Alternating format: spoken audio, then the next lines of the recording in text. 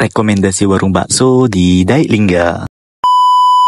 Kalau Ika lagi main kedai atau Ika yang memang tinggal di Daik dan cari kuliner sedap yang pas di kantong, coba Ika mampir ke Bakso Dindo. Letaknya strategis, ada di Desa Merawang, persis di seberang kuburan Cina yang ada di Merawang. Bakso di sini kuahnya gurih, isiannya yang mantap dan pastinya harganya bersahabat. Cocoklah buat isi perut saat siang maupun malam hari. Ownernya juga ramah, jadi kita bakal nyaman nongkrong dan makan di sini. Tak cuma bakso, di sini juga ada mie ayam, bahkan nasi goreng yang dapat Ika pilih. Kalau Ika dari arah Daik, Ika tinggal belok ke kanan. Terus, kalau Ika dari arah Tanjung Buton atau daerah Merawang, Ika tinggal tengok je di tepi jalan tu belah kiri. Pokoknya senang lah kalau nak cari tempat makan yang satu ni. Malam ni, kami cukup puas makan di sini.